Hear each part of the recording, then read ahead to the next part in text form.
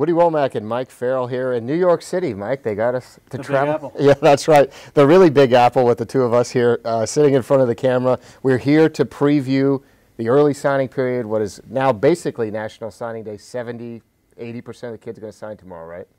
Yeah, I think it's going to be less than last year, though. Oh, really? Okay. Yeah, I think so. I mean, 80% last year, but don't you feel that there's a lot of kids that have committed that have said they're not going to sign more so than last year? Well, I think some kids are wisening up. Like, how many coaching changes are we about to see? It's gonna be an influx of assistants heading off to the NFL, or maybe a head coach here or there heading off to the NFL after the early signing period. So I think a lot of kids are sort of playing wait and see. And then there's the kids that are going to try to hide the letter.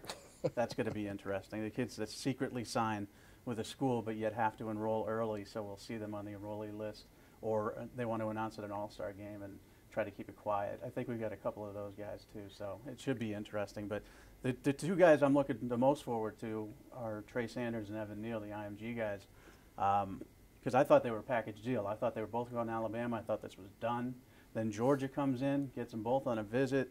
Now we're figuring out what's happening. Florida obviously got Trey on a visit as well. So I picked Georgia for Trey Sanders, and I picked Evan Neal to go to Alabama. I think they're going to split up. So you have them splitting up. I don't know. I mean, the IMG kids now, it's kind of weird for all of us because you're not seeing them on a day-to-day basis. I mean, you can't really just stop in there like a normal high school. No. It's an academy. So, and not to mention, there's not a high school coach. There's not, they're removed. They're a little bit farther away, and so we're all kind of speculating.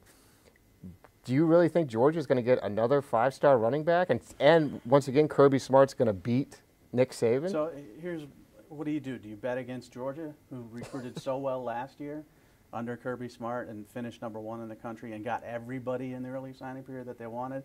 Or do you bet against Nick Saban, who finished #1, 9 years? I don't know. I just think, based on chatter and things that I hear, the Georgia visit really changed things for Trey. He was originally committed to Alabama. Of course, we remember that. And a recommitment wouldn't surprise me. It wouldn't surprise me if he went to Florida. Right. His brother's there. But that running back tradition, all those guys that we didn't rank as 5 stars that have done a great job at Georgia over the years, that's hard to beat. I mean, I know Alabama has a great running back tradition as well, but I'm not really sure. I just get a sneaking suspicion, and they're not going to tell us anyways. Even if you showed up at IMG and asked them questions, they're going to lie. Right. Oh, yeah. That's the way it is these days. So they're going to head fake you in a big way. I think Evan Neal, I feel confident he's going to go to Alabama. I don't think he was swayed by Georgia, but I think Trey Sanders was swayed. I think he's going to be that next great running back, even though they've got, Zamir White from last year. Obviously DeAndre Swift is James coming Cook. back. James Cook. I mean, they've got so many running backs, but Alabama's, they're pretty loaded at that position as well, too. So I'm going with Georgia, but I'm wrong all the time. I mean, Kayvon Thibodeau.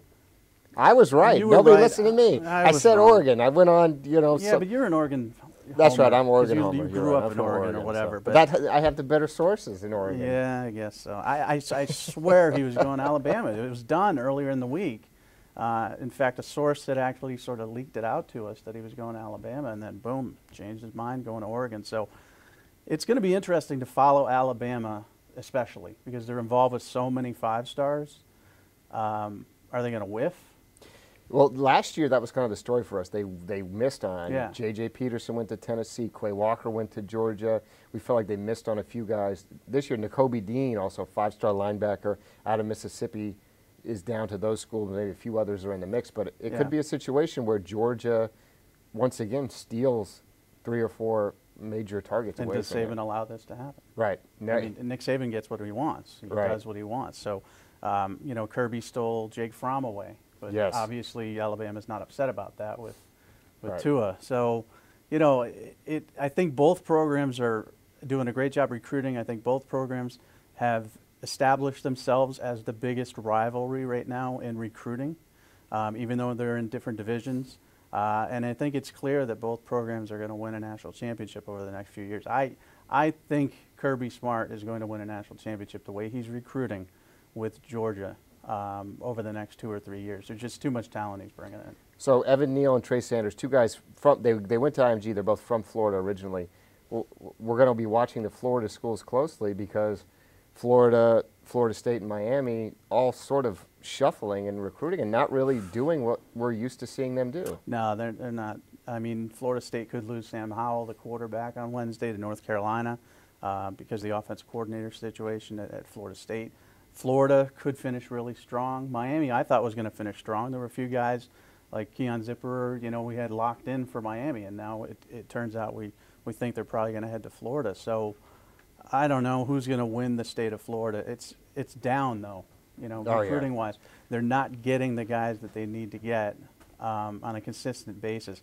Miami has had double-digit decommitments this year. Yeah, no, in the last week, basically, if you count the 2020 kids. Count the 2020 class, and I mean that's just embarrassing for Miami. I mean, Miami is a program that's supposed to be, keeping all the top kids home. They were coming off a great year the year before last, and then they laid an egg this year. Now everybody's, sort of shying away, and you can go into South Florida and you can steal kids. Dan Mullen is not known as a great recruiter. Jim McElwain was not known as a great recruiter. They're developers of players, especially Dan Mullen. So he's not getting as many 4 stars and 5 stars as you would expect for Florida. And then Florida State, I mean, had such a disastrous season. They've got a nice average star ranking. They've got some guys like Akeem Dent in the class that are 5-star prospects and very good. But I don't know. I just don't know how they're going to close out. So I think, if I had to guess, Monday I thought it would be Miami would make a surge. But now I think it's Florida's going to make the surge and probably finish first in the state.